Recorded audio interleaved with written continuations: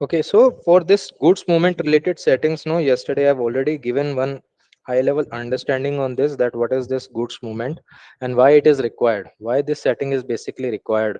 Okay, the very first setting that we can see, this is the only setting that we have to perform in the system. Okay, so if I tell you that what is the reason for this, I've already given one, one understanding yesterday on this.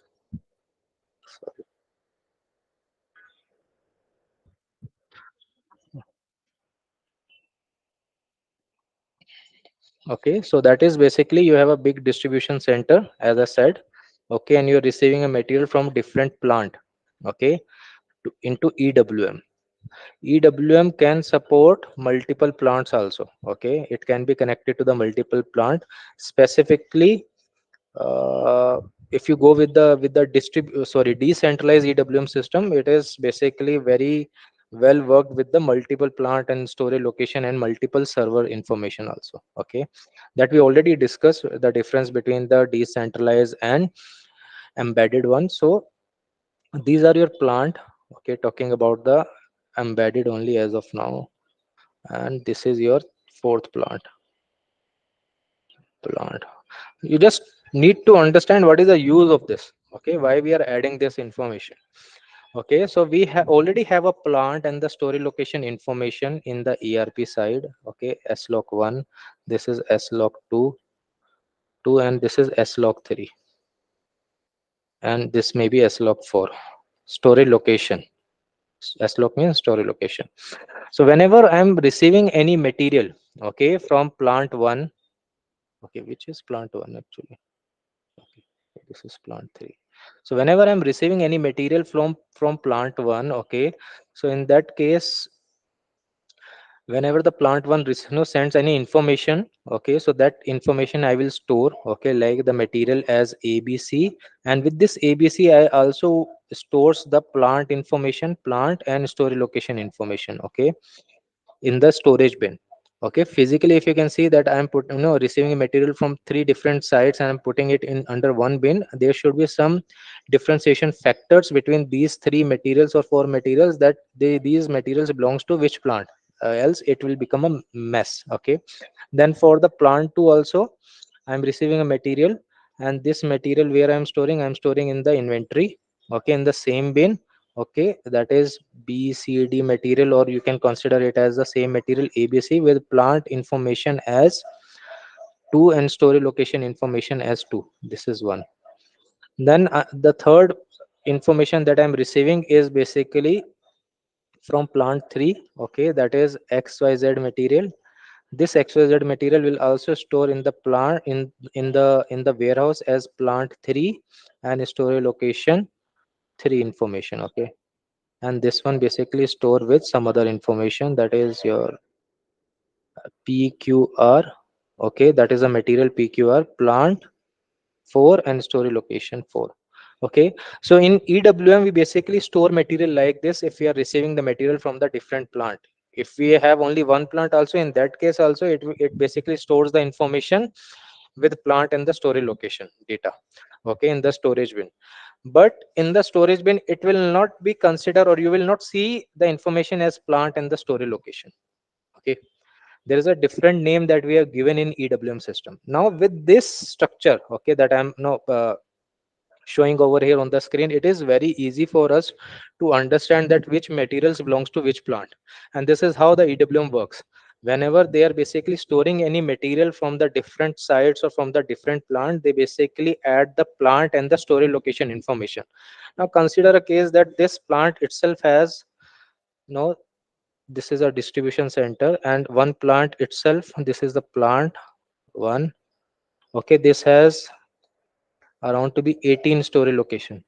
Okay, and these storage location basically sends the information to this EWM warehouse.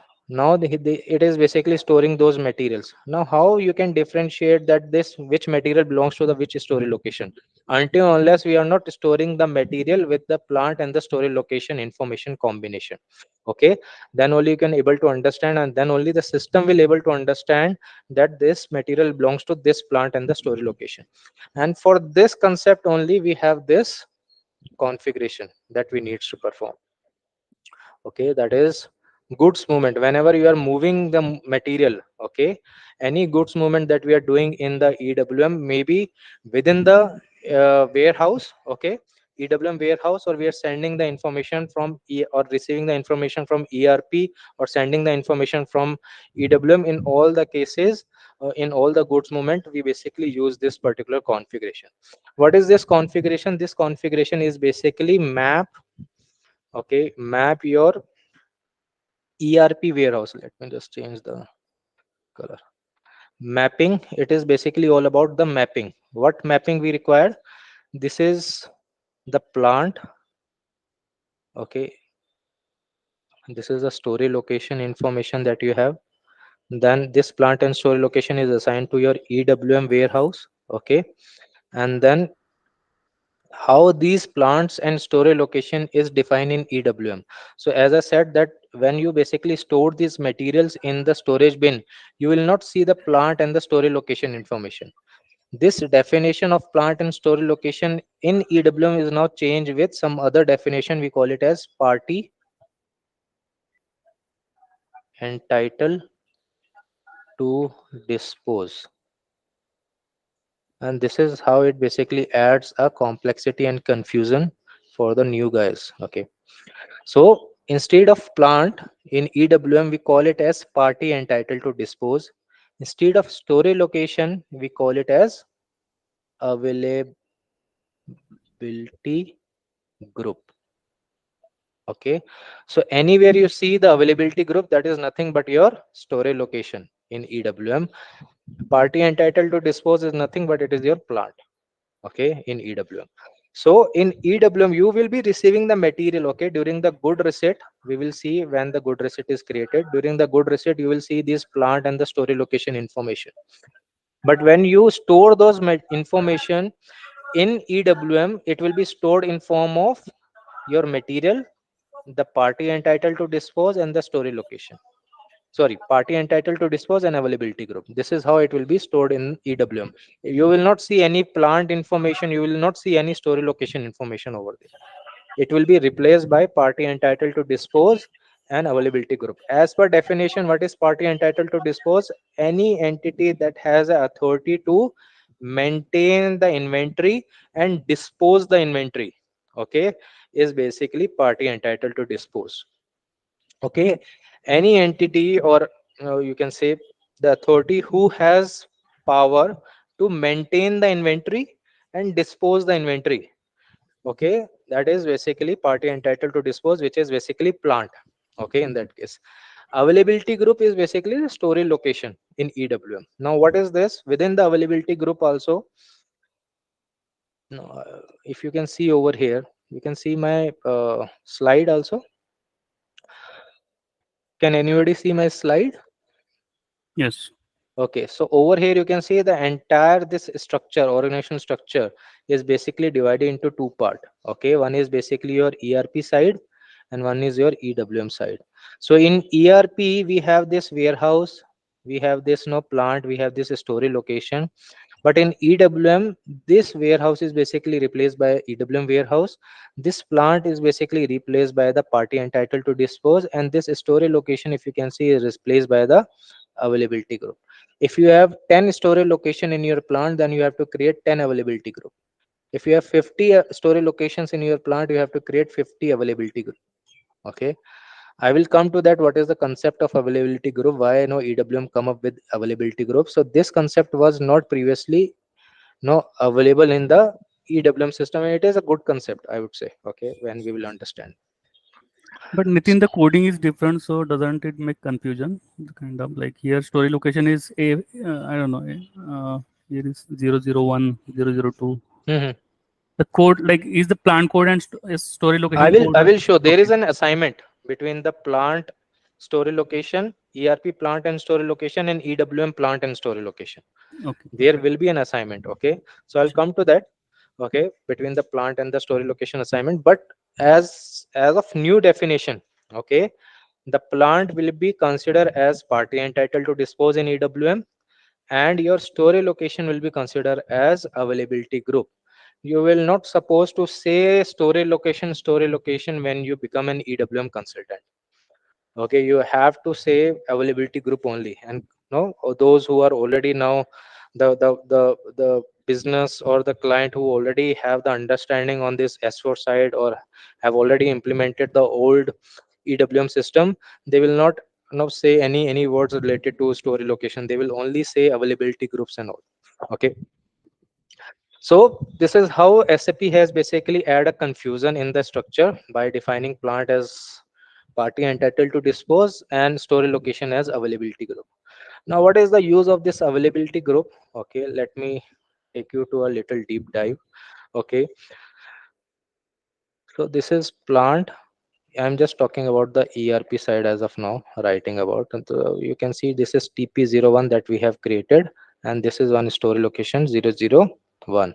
Another entry that I have is basically the same plant TP01 and another story location 1002. This is manufacture. So this is main warehouse WH, and this is what? This is your production. Production. Okay. Now consider a case that for my main warehouse, what is my main warehouse? Okay. Main warehouse means all the activities can be performed in the main warehouse. That is what activities? I can receive the material, I can send the material, I can store the material, I can internally move the material, right? Move also. So when I'm receiving the material in the warehouse, when I said that I'm receiving the material in the warehouse, what kind of material I can receive, or what different type of material I can receive?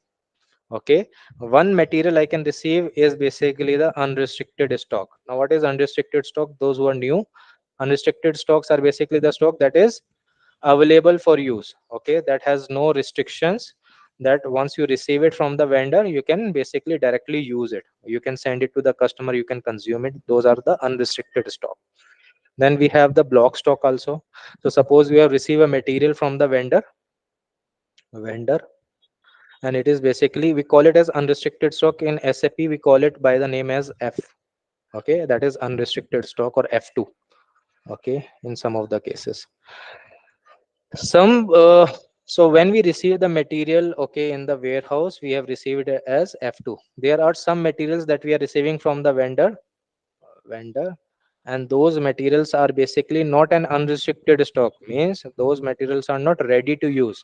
Those materials are basically subject to the quality inspection.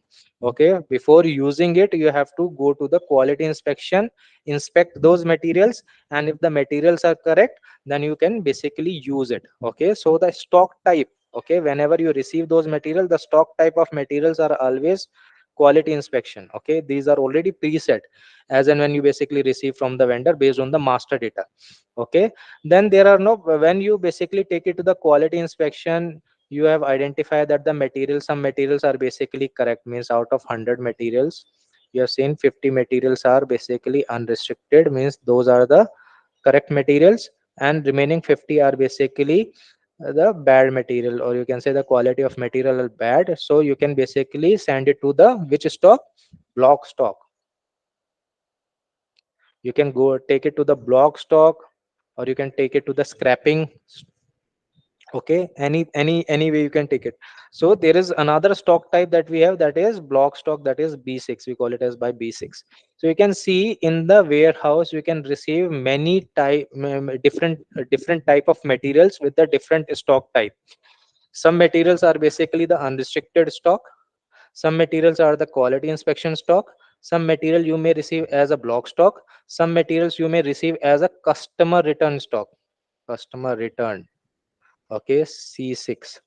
Okay, these are the customer return stock. So these are the different type of material that you are receiving in the warehouse. Okay, but there is another warehouse that you have, that is a production storage location warehouse. Now, what is production storage? Production storage location are basically the storage location in which, let me go to the new screen. So this is your main warehouse, and this is your production. Or instead of production, let me call it as customer storage location. Now what is this customer? So these storage location is specifically designed to send the customer material. Okay, and this is the main warehouse where I'm receiving all type of materials. Okay, so like I'm receiving unrestricted stock, I'm receiving block stock, I'm receiving customer return stock, I'm receiving quality inspection stock. So from this warehouse, I will be, or from this storage location, I will be sending the information to this, or sending the material to the customer storage location. And from this customer storage location, I will be issuing material to the different customers, C1, C2, C3, C4. Okay. So when I'm sending the material from the main warehouse to the customer storage location, which material type I can send? Obviously, unrestricted stock. Yes, yes, Unrestricted. yes, yes. Perfect. So only unrestricted stock I will be sending over here. Why? Because for the customer, I will not be sending any quality inspection stock. I will not be issuing any block stock. I will not be issuing any customer return stock. Okay, over here. So these storage location is only the unrestricted. These storage location are meant only for the unrestricted stock. Okay. Yeah, Same Nitin. way. Yes.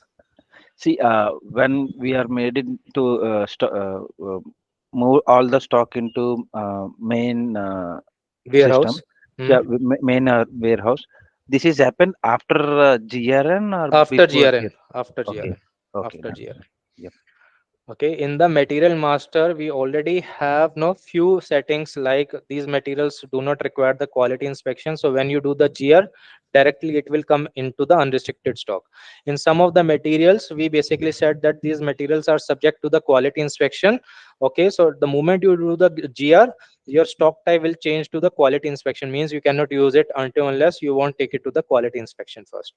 Okay, some materials that are under the unrestricted stock, okay, when you are doing the GR, at the time of GR, you have seen while you are no unloading the pallets or the material from the truck, you have seen that these materials are basically spoiled. Okay, or the container is basically spoiled, or the material has been broken up.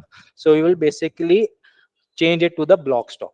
Okay, so this is how we basically work. Okay, so you're receiving two or three type of material, but at the time of GR you can change the stock type from unrestricted to block stock, from block stock to some other things based on your visual inspections that you are doing at the time of good receipt. Okay, but this warehouse is basically entitled to receive all type of storage stock types, and this is basically only used for the unrestricted stock, and this is how the availability group basically plays an important role over here. So one is basically your availability group.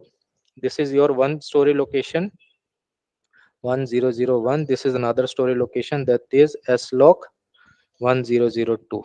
So this availability group, in the system we call it as, you can give any number. Okay, so this number we will do the assignment with this availability group. This number, that is story location 2, we will do the assignment with another availability group, that is 002. In this availability group, how many stock types we can add? Okay, or we can basically, how many stock type it can cater? So it can cater F2 stock, it can cater B2 stock or B6, that is block stock, C6 stocks, and quality inspection. What does this means? That in this storage location we can basically receive these different type of stock type, or this storage location can play up with these different stocks. Okay, it can be the unrestricted stock, block stock, quality inspection stock, and customer return stock. But whenever we are receiving any material or sending any block stock from this storage location to this storage location, system will not accept it. Whenever we are sending any material from warehouse 1 to production storage location or customer store location as a customer return stock, it will not accept it. If we are sending any quality inspection stock, it will not accept it. When we are sending any block stock, it will accept it. Okay, so what is this means? This is that we are setting an availability group, and in the availability group, what different stock types we can add against a storage location, that a storage location can generally use. Okay, or storage location can play up with. Okay, what all different stock types the storage location has. Okay, so this is what the availability group is, and this availability group is basically assigned to the different stock types that we have. Okay, so which all stock type is applicable for which all storage location, you have to add those stock types. Okay, there are the story location, and there are certain story location that only accept the block stock, that only accept the production stock, that only accept the customer stock, or you can say the unrestricted stock. For those, we will not be adding any further no stock types over here like F3 or something. So this is why we basically use the availability group, and this is basically help to restrict the material movement, unnecessarily material movement from one storage location to another storage location, if storage location is not entitled to receive any of those stock types that we have not defined in the system. Understood? Yes. Yes, Nathan. Okay. Now the third thing in this, okay, since I cannot explain in the entire screen, so availability group 001 is has the assignment with the storage location, or maybe I'll just open a new screen. This is plant, this is storage location. These are the ERP plant and storage location 1001, TP01, 1002. It will have an assignment with the EWM warehouse. What the EWM warehouse we have created, that is TP01, TP01. Party entitled to dispose is what? Plant name of T001. In Sorry. your plant. Okay, in EWM we call it as party entitled to dispose. So suppose I've created one party entitled to dispose, that is VK01. Okay, or you can call it by this, you can create by this name only. Okay, that is TP01. I will see if number range support, internal number range support, I will create it with the TP01 for the understanding. Okay, but as of now I'll just, okay, let me add TP01. What is the another plant? That is again TP01. The fourth configuration you will see is basically availability group. So over here the availability group is basically, you can call it by any name. You can give it as 001 or 002, or you can also give it the name as 1001, 1002. I prefer this one because this is how it is basically actually mapped with the ERP story location. Okay, these two things. And same way, this part is also, I will try to create it with TP01, but depending on what number range is basically supporting. If it is internal, I can add this. If it is external, I have to basically use any number that system is generating. Okay, so this is how it is linked. Understood? And if I go to this particular configuration, now where